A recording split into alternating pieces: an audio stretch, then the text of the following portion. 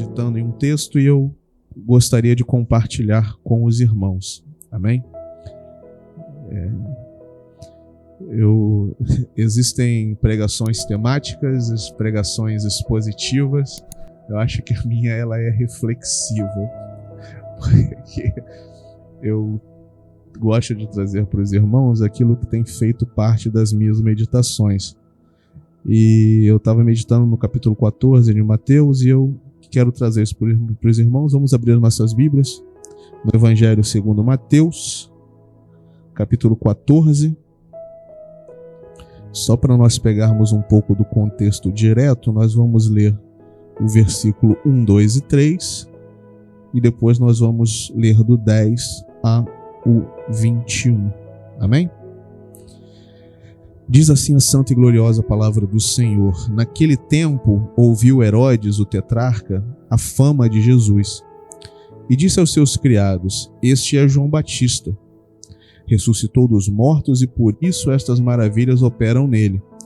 Porque Herodes tinha prendido João e tinha o amarrado e colocado no cárcere por causa de Herodias, mulher de seu irmão Filipe. Agora vamos lá para o 10, irmãos. E mandou degolar João no cárcere. Quem mandou degolar foi Herodes. E a sua cabeça foi trazida num prato e dada à jovem, e ela a levou à sua mãe. E chegaram os seus discípulos, os discípulos de João, e levaram o corpo e o sepultaram, e foram anunciá-lo a Jesus. E Jesus, ouvindo isto, retirou-se dali num barco para um lugar deserto, apartado, e sabendo o povo, seguiu a pé desde as cidades. E Jesus, saindo, viu uma grande multidão e, possuído de íntima compaixão para com ela, curou os seus enfermos. E sendo chegada a tarde, os seus discípulos aproximaram-se dele, dizendo: o lugar é deserto e a hora é já avançada. Despede a multidão para que vão pelas aldeias e comprem comida para si. Jesus, porém, lhes disse: não é mister que vão, dai-lhes vós de comer. Então eles lhe disseram: não temos aqui senão 5 pães e 2 peixes. E ele disse: trazemos aqui. E tendo mandado que a multidão se assentasse sobre a erva, tomou os 5 pães e os 2 peixes, e erguendo os olhos ao céu, os abençoou. E partindo os pães, deu-os aos discípulos, e os discípulos à multidão.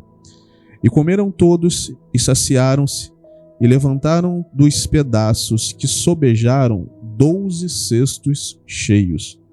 E os que comeram foram quase 5.000 homens, além das mulheres e crianças. A igreja pode se assentar.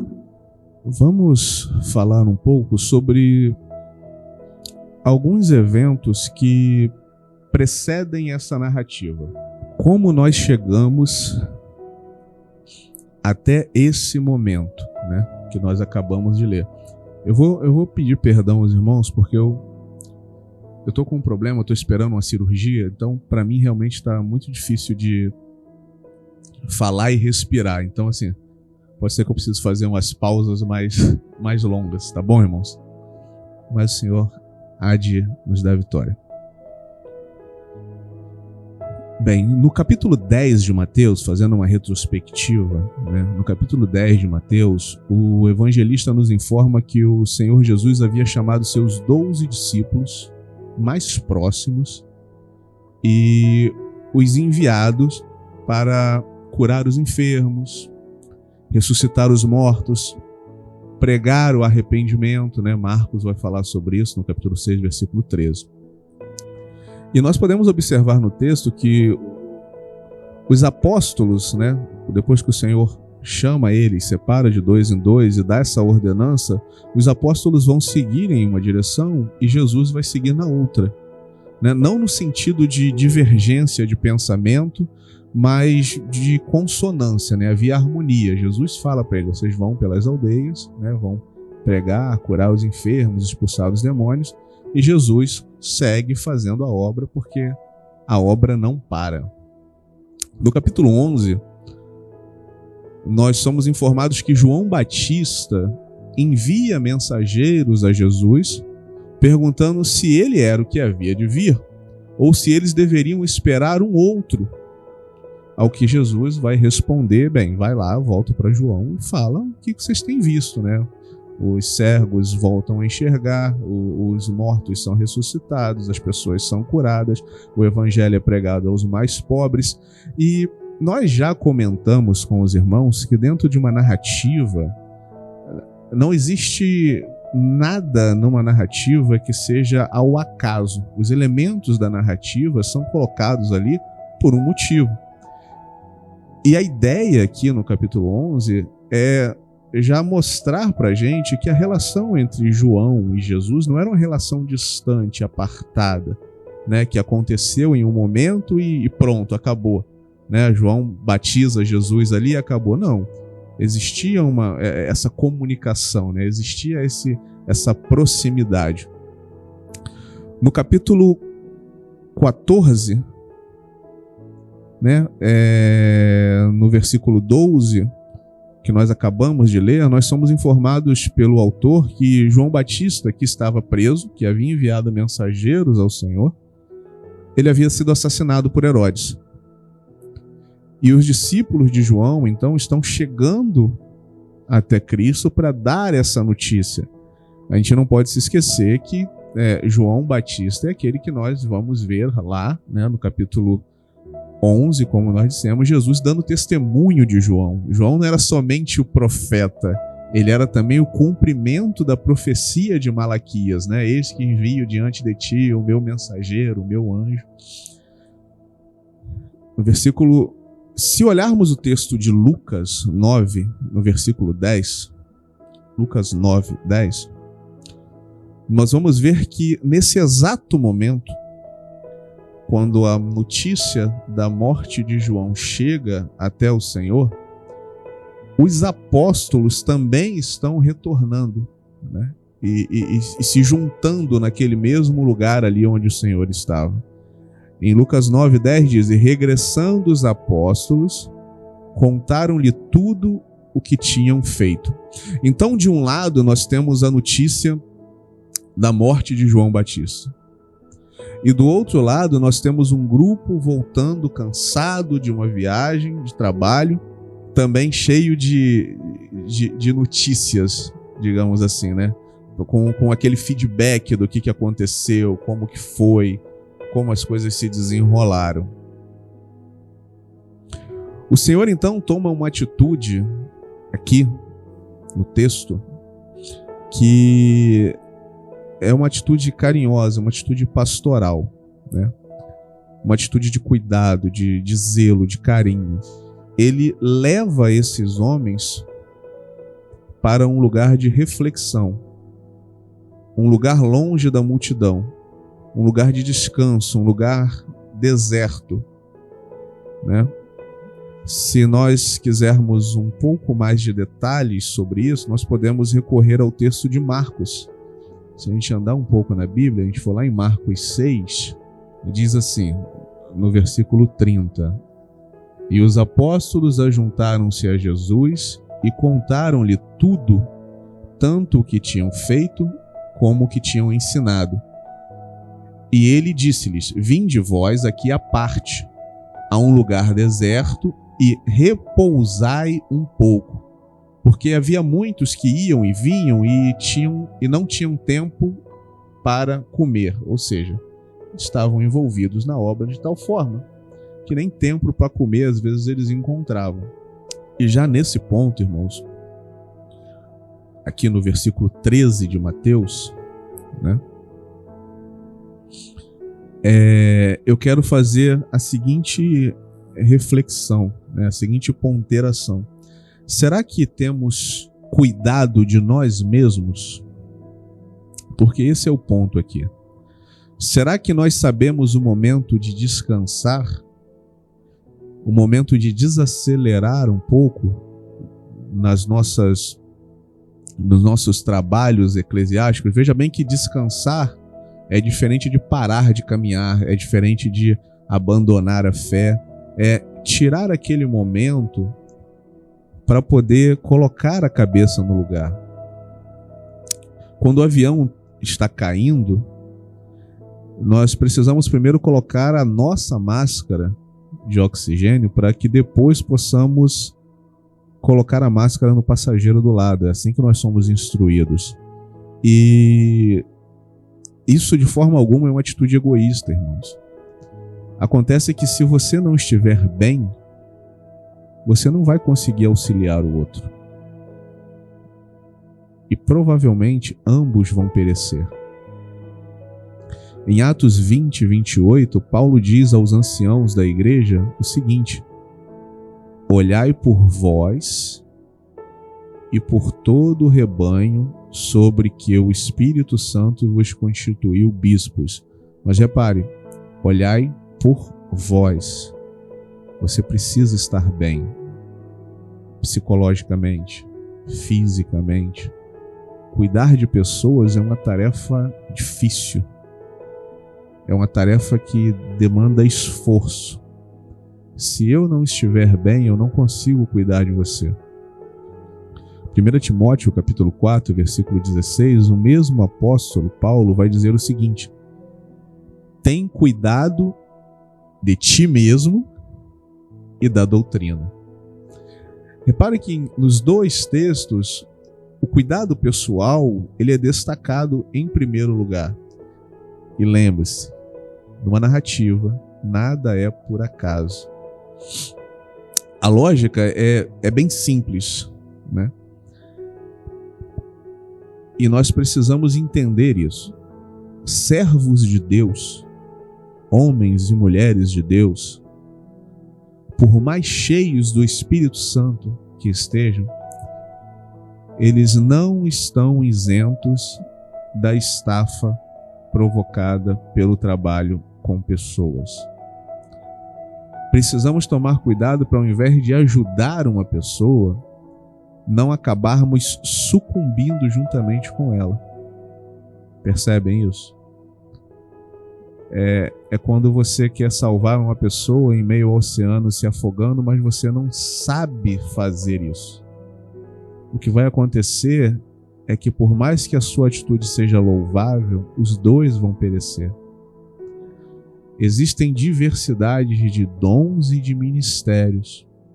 Nem todo mundo está apto a lidar, por exemplo, com um dependente químico. Nem todo mundo está apto a lidar com pessoas, de repente, com problemas e transtornos psicológicos. Deus nos capacita, mas nós precisamos entender o momento que estamos vivendo. Isso não é abandonar a obra, irmãos. É preservar a vida. É preservar a vida. Para que, pregando aos outros, não possa ser que você mesmo se perca. A multidão está ali. Mas o texto nos ensina que precisamos primeiramente cuidar de nós, para então podermos cuidar dos outros.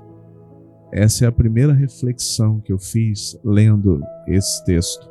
No versículo 14 diz o seguinte: e Jesus, saindo, viu uma grande multidão, e possuído de íntima compaixão para com ela, curou os seus enfermos. Quando o Senhor ele chega na outra margem, a multidão já havia chegado ali. Se nós voltarmos lá em Marcos, vamos voltar lá em Marcos, no capítulo 6. Por que nós estamos indo em Marcos, irmãos? Depois, tirando a ressurreição de Cristo, né, o milagre da ressurreição do nosso Senhor, o único milagre que é contado nos 4 evangelhos é o milagre da primeira multiplicação de pães, né? E cada um dos evangelistas, eles vão nos dar detalhes da sua própria perspectiva. É aquilo que a gente fala, geralmente se nós pegarmos 3 pessoas e essas 3 pessoas assistirem uma batida de carro, cada uma delas vai destacar um fato que lhe chamou mais atenção. De repente, a marca do carro é igual ao seu e você vai ver que ele tinha um detalhe no farol que não tinha. Para mim, que não tenho nem carro, eu ia ficar tipo, aquilo ali, não sei, bateu, pum, o outro já vai falar da roda, já conhece, de repente é mecânico, então cada um traz um detalhe. Então nós temos essa narrativa descrita nos 4 evangelhos, e é por isso que nós estamos recorrendo, porque Marcos, ele acaba dando alguns detalhes a mais, tá bom? Então Marcos, no capítulo 6, no versículo 34, se eu não me engano, versículo 32 ao 34, diz assim: foram sós num barco, né? Então Jesus havia dito: vamos ali, vamos ficar num lugar mais sossegado para vocês descansarem um pouco.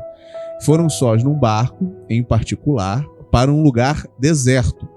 E a multidão viu-os partir, e muitos o conheceram, e correram para lá a pé, de todas as cidades, e ali chegaram primeiro do que eles, e aproximavam-se dele. E Jesus saindo, e aqui nós chegamos novamente onde Mateus está contando, né? E Jesus saindo, viu uma grande multidão e teve compaixão deles, porque eram como ovelhas que não têm pastor, e começou a ensinar-lhes muitas coisas. Quem é casado sabe mais ou menos o que é isso, né? Você fala assim: vou ficar essa semana em casa para descansar. Aí quando você acorda na segunda-feira, a mulher já tem uma lista pronta de tarefas para você fazer. Então, embora o Senhor tivesse ido para outra margem para oferecer um período de descanso, as pessoas tinham uma demanda, tinham uma necessidade, e elas foram atrás dele, né? E aqui fica um ponto para nós pensarmos, né? Às vezes nós ficamos em casa sofrendo, amargurados, quando nós deveríamos ir atrás do Mestre e buscar a solução, né? Parados no mesmo lugar, as coisas não acontecem. É necessário que haja movimento. O Marcos, ele consegue nos dar uma síntese de como era essa multidão, né? Como eram essas pessoas, em qual estado essas pessoas estavam. Ele chega ao ponto de dizer que elas eram como ovelhas, no versículo 34, como ovelhas que não tinham pastor. A ovelha, por natureza, irmãos, é um animal frágil, menos a Claudinha. Tô brincando. A ovelha, por natureza, é um animal frágil, um ser que depende intimamente do pastor. A ovelha necessita de que o pastor ali esteja dando direção para ela, esteja dando sustento para ela, esteja oferecendo proteção para ela. E ao ver isso, nosso Senhor, sendo ele o sumo pastor, ele se compadeceu da multidão, né? O mestre não podia simplesmente dizer: desculpa aí, pessoal, mas hoje não vai rolar, tá? Eu vim para cá para a gente descansar um pouquinho, para a gente ter um momento aqui sozinhos. Não. Marcos diz que ele passou a ensinar aquela multidão acerca do reino de Deus.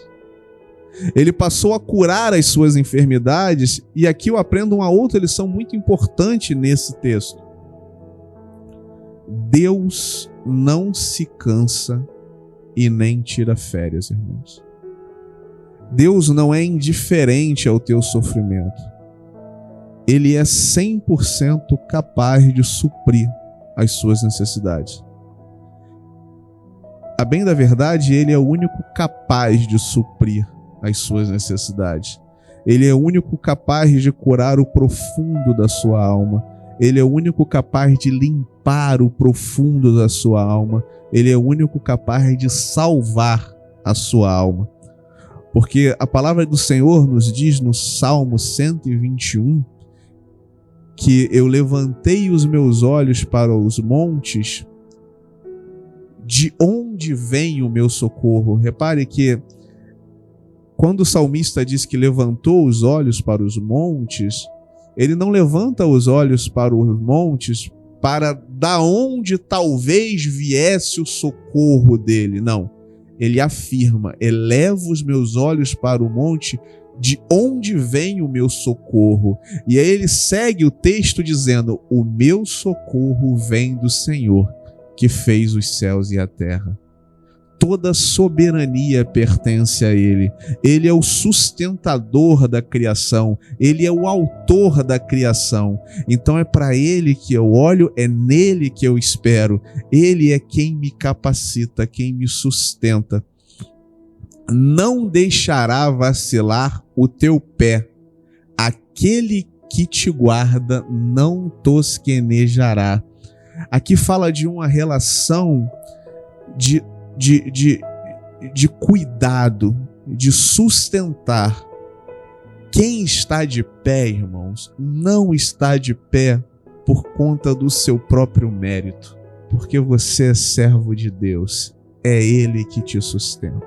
Eis que não tosquenejará, que ele não vai dar aquela piscadinha, né? Nem dormirá o guarda de Israel. O Senhor é quem te guarda. O Senhor é a tua sombra, a tua direita, a tua destra. O sol não te molestará de dia, nem a lua de noite. O Senhor te guarda de todo mal. Guardará a tua alma. Pode até ser, irmãos, que por algum motivo, por algum imprevisto, por algum intempérie, o homem, o mundo, possa ferir o seu corpo. Mas nós que servimos a Cristo temos a garantia de que a nossa alma está guardada em Cristo. O Senhor guardará a tua entrada e a tua saída. Não ontem, não somente ontem, não somente hoje, não somente amanhã, mas para todo o sempre. A suficiência de Deus é o que eu aprendo aqui no versículo 14. Se nós seguirmos um pouquinho, o versículo 15 diz, né? E chegada a tarde, os seus discípulos aproximaram-se dele, dizendo: o lugar é deserto e a hora é já avançada. Despede a multidão para que vão pelas aldeias e comprem comida para si.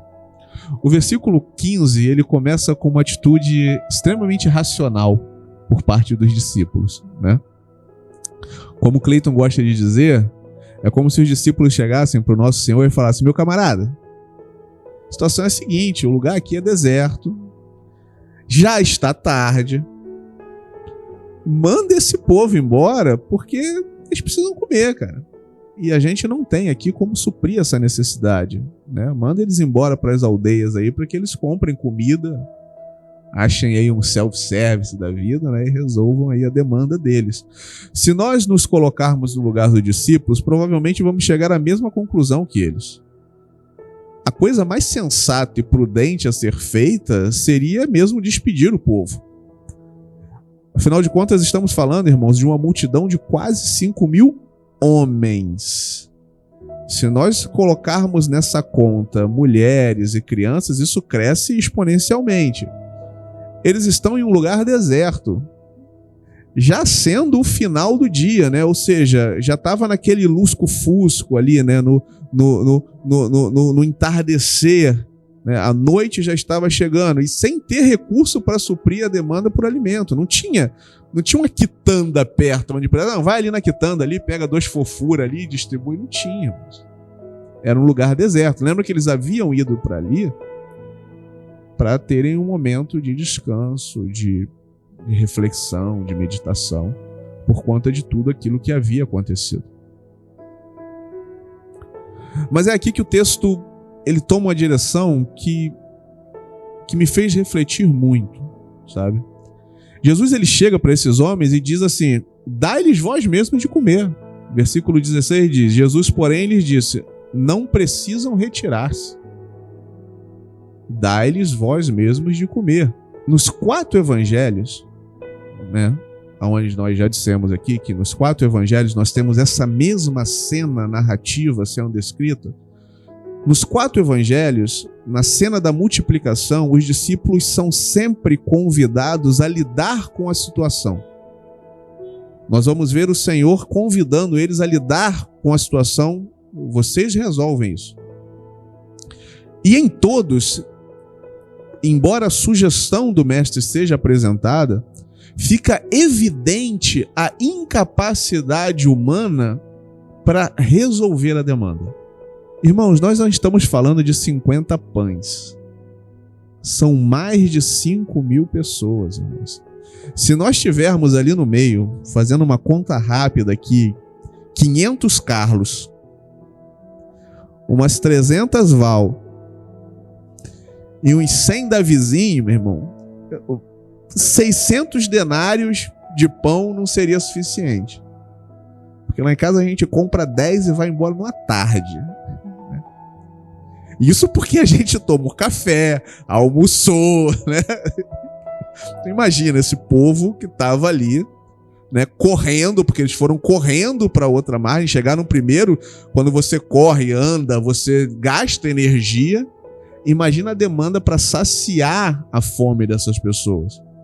Porque, irmão, quando você está com fome, não é só comer um pedacinho de pão que vai... É até pior. Né? Quando você está com muita fome, você não comer nada é melhor do que você comer um pedacinho. Porque aquilo abre o seu apetite e o teu estômago vem te corroendo de dentro para fora. Né? E eu sou gordo, eu sei o que é fome, irmãos. Eu falo com propriedade. Não há lugar para comprar pão. E ainda que houvesse um lugar, não haveria dinheiro suficiente. E ainda que houvesse um lugar e houvesse dinheiro suficiente, ainda tem a questão da logística. Como que você ia transportar esses pães, irmão? E a reflexão aqui, irmãos, ela é simples, mas ela, para mim, ela é muito profunda. Esses homens acabaram de voltar do que nós podemos chamar de uma viagem missionária, né? Porque eles foram enviados com uma missão. Esses homens, eles curaram enfermos. Esses homens, eles expulsaram demônios. Esses homens espalharam a mensagem do reino, essa mensagem de arrependimentos. Esses homens viram maravilhas acontecerem através das suas mãos. E agora, pedagogicamente, eles são confrontados com a sua incapacidade e insuficiência. O que eu quero dizer, meu querido, é que não importa o número de seguidores que você tenha no seu Instagram e se as pessoas te louvam e te exaltam pela mensagem que você prega. Não importa quantas pessoas tenham sido alcançadas através da sua pregação. Não importa o quanto tenhamos ido e voltado em missões, e se você fez descer fogo do céu, fez os céus se abrirem em chuva, no final do dia, precisamos dobrar os joelhos e reconhecer que somos incapazes de alimentar a multidão que se assenta diante de nós. Somos incapazes de alimentar a multidão nesse deserto que é o mundo, sem a presença de Deus nas nossas vidas. Tudo aquilo que fazemos porque Ele opera em nós através do seu santo e glorioso Espírito. Se tirar a presença de Deus da tua vida, pregador, o que sobra? Nada. Você seria como o bronze que soa ou como o símbolo que retine. Pode até ser que de alguma forma, de alguma maneira, você seja reconhecido e aclamado por um nicho muito específico na internet, né? Esse imenso oceano de pessoas que se conectam, que buscam no YouTube, no Instagram. Pode ser até que você seja aclamado por eles em algum momento e que essa mensagem que você leva através do seu próprio conhecimento, da sua eloquência, do seu conhecimento literário, pode até ser que ela agrade a essas pessoas. Mas acontece, irmãos, que reconhecimento humano não implica necessariamente em aprovação de Deus. E o que nós buscamos, ou pelo menos o que nós deveríamos buscar, não é o reconhecimento humano. A aprovação de Deus deveria ser o alvo. Tudo aquilo que você faz, tudo aquilo que você estuda, que você lê, toda a preparação, toda ela deveria ser voltada para que o seu Senhor, do alto da sua glória, olhe para ti e fale: tá vendo, o meu servo, na sua incapacidade, na sua insuficiência, ele despende todo o esforço só para me agradar. Se eu venho para cá e me assento na tua frente com o propósito de te impressionar por essa ou aquela mensagem, eu já decaí da graça, irmãos. Nós vivemos o tempo dos influenciadores. Mas a grande questão é qual influência que nós estamos causando. Ela é positiva ou negativa. Porque da minha própria perspectiva, eu posso estar trazendo algo que é maravilhoso. Mas a questão é, será que Deus está se agradando? Eu digo muito para o Cleiton que eu gosto de pregar e anunciar o Evangelho com a Bíblia aberta do meu lado e indo versículo a versículo e sempre voltando para o texto e sempre buscando textos, porque eu enxergo a pregação do Evangelho como aquela modalidade de esporte que tem, se eu não me engano é a apneia, onde a pessoa ela se livra de todos os equipamentos e vai descendo, né? Ela vai descendo por uma corda. Mas a questão é que essas pessoas elas conseguem ficar 5, 6, 10 minutos sem respirar e elas vão descendo ali. Quem vai mais fundo, né, é o campeão. Mas existe um ponto comum. O tempo que eles ficam sem segurar a corda é mínimo. Porque lá embaixo é muito escuro. Não tem equipamento para se balizar. Então eles vão trocando de mão, mas eles não largam a corda. A corda é a palavra de Deus. O pregador ele não pode se distanciar da palavra. Ele pode fazer um pequeno desvio para contar um fato, para trazer elucidação ao texto, mas ele tem que logo voltar para a palavra. Porque, irmãos, eu não estou aqui para contar histórias para você sobre a minha vida. Eu estou aqui para anunciar o Evangelho, para nós aprendermos, para nós crescermos juntos. Falamos de humildade nos nossos dias, nós falamos de humildade com arrogância. Falamos de sabedoria, mas fazemos isso com prepotência. Quando tudo o que deveríamos fazer é reconhecer que a glória pertence somente a Deus. Se agíssemos assim, conquistaríamos muito mais pessoas para Cristo. No versículo 17, os discípulos dizem: Mestre, nós não temos aqui senão 5 pães e 2 peixes. Mestre, não consigo ver uma saída para isso. Não temos capacidade de suprir essa necessidade. Ao que o mestre responde: trazei aqui, meu filho. É na minha incapacidade que se torna evidente a soberania, o poder, a misericórdia, a graça, o amor de Deus. 2 Coríntios 12, 9. Porque o meu poder se aperfeiçoa na fraqueza, no reconhecimento da minha fraqueza, no reconhecimento da minha incapacidade. Deus opera. É incrível, irmãos, como nós tentamos sintetizar, né? Sintetizar é criar algo que não é natural, né? Você tem ali o açúcar natural, mas você pode criar um açúcar sintético. Mas o primeiro ponto é que o sintético nunca é igual ao natural. E é interessante como nós tentamos sintetizar a espiritualidade, a humildade. É interessante como nós tentamos sintetizar isso, mas na realidade você precisa ser humilde. Eu costumo dizer que a pessoa humilde, ela nunca vai tentar se mostrar humilde. Ela é humilde.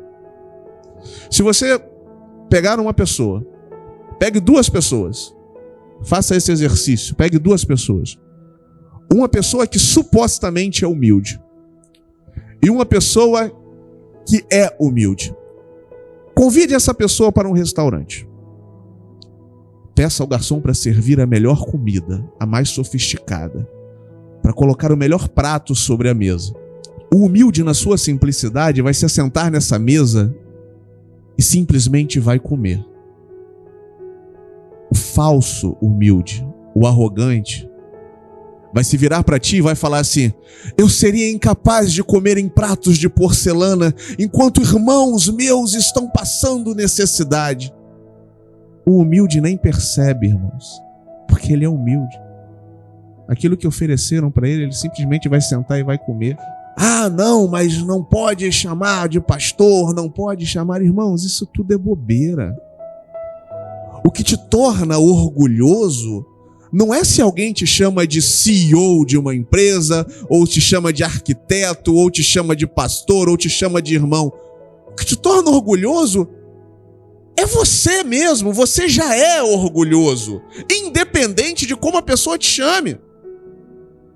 A pessoa arrogante, ela não precisa ser milionária para ser arrogante, ela é arrogante vivendo na mais absoluta miséria, gente. Tentar racionalizar isso é se preocupar com coisas adjacentes, irmãos. Vamos falar do Evangelho, vamos falar da palavra de Deus, vamos falar do que realmente importa, vamos parar de tentar atender essa necessidade que o mundo tem de algo novo. Tudo o que precisa ser dito, tudo o que precisa ser colocado, está escrito há mais de 2000 anos. Eu não preciso inventar nada novo, eu não preciso trazer um novo evangelho para vocês. Basta falar desse aqui, que já está pronto, já é perfeito, já está assinado em cartório, já está chancelado ali. É isso que é a palavra de Deus, irmão. Vamos parar com essas invencionices, essa necessidade de satisfazer uma multidão e desagradarmos a Deus. De todo o coração, irmãos, eu me sinto mais confortável em entrar em uma igreja com duas pessoas que estão ali, dispostas a ouvir a palavra e aprender de Deus, seus atributos, sua graça, seu amor, a salvação, o seu plano de redenção, do que entrar em uma igreja com 5.000 pessoas, aonde elas sequer conseguiram raspar as portas do reino de Deus. Isso termina dizendo que o milagre alimentou a multidão, mas que ele também alimentou os discípulos. E tendo mandado que a multidão se assentasse sobre a erva, aqui nós poderíamos dizer da questão da ordem, da decência no culto, mas isso fica para uma outra oportunidade. Tomou os 5 pães e os 2 peixes, e erguendo os olhos ao céu, o abençoou, e partindo os pães, deu-os aos discípulos, e os discípulos à multidão. Isso é importante, irmãos. Deus, Jesus, é o autor do milagre. Ele é o que opera, é o que faz acontecer, é o dono da revelação da palavra. Ele então opera esse milagre, passa aos discípulos. Os discípulos pegam isso e passam à multidão. Paulo fala muito sobre isso, né? Sobre não alterar isso no meio do caminho. Não posso pegar esse pão que foi me dado por Deus, passar no chão e depois entregar. Eu tenho que, da forma que eu recebi, eu entrego. Isso é ser zeloso. Veja bem, a Bíblia diz que nós somos dispenseiros. Nós não somos o dono. Nós administramos o que o nosso Senhor tem. E comeram todos e saciaram-se, e levantaram dos pedaços que sobejaram 12 cestos cheios. E os que comeram foram quase 5.000 homens, além das mulheres e crianças. E como eu gosto de dizer, irmãos, o alimento que oferecemos aos irmãos é o mesmo alimento que nos alimenta. Precisamos entender que quando estamos aqui na frente trazendo uma mensagem, ou quando trazemos uma reflexão no culto de quinta-feira, essa mensagem precisa ser aplicada na vida do ouvinte, mas ela também precisa ser aplicada na vida do orador, daquele que prega, daquele que ensina. É como Paulo diz aos Romanos, no capítulo 2, no versículo 21, na parte A do versículo, quando ele diz: tu, pois, que ensina o outro, não te ensinas a ti mesmo? Você que pega esse cesto de pães e oferece para a multidão, você não se alimenta dele? Você não para refletir sobre aquilo que você está falando, nem só por um momento? Para concluir, irmãos, eu gostaria que nós saíssemos daqui nesta manhã com 4 coisas fixas no nosso coração. Primeiro, escute o Mestre quando ele diz que você precisa descansar, quando ele diz que você precisa tirar um tempo, quando ele diz que você precisa desse momento de reflexão, de introspecção, para de repente corrigir uma rota, corrigir um comportamento, uma atitude, um pensamento, uma teologia, alguma coisa. Segundo ponto, saiba reconhecer as suas limitações diante das tarefas que Deus coloca diante de ti. Porque nem sempre, amados, a prova é uma tempestade. Às vezes a prova está em reconhecer que não temos capacidade de atendermos a demanda que nos foi colocada. E é nesse momento que o Espírito Santo atua na sua vida, te capacitando para tal. Terceiro ponto, por mais insignificante que possa parecer aquilo que você tem nas suas mãos, no caso dos discípulos eram 5 pães e 2 peixes, é isso que Deus vai usar para que você enfim compreenda que não é sobre você, irmãos, mas sim é sobre Ele agindo através de você. E para concluirmos, sempre se alimente daquilo que você distribui. Não pense nem por um momento que a mensagem que você prega, a mensagem que Deus colocou no seu coração, ela é somente para o outro. Ela é para você também. E talvez seja por isso que Deus te entregou a mensagem. Porque a verdade é que vocês estão ouvindo isso aqui hoje, no domingo. Mas essa mensagem arde no meu coração desde a semana passada. Eu agradeço a minha oportunidade em nome do Senhor Jesus.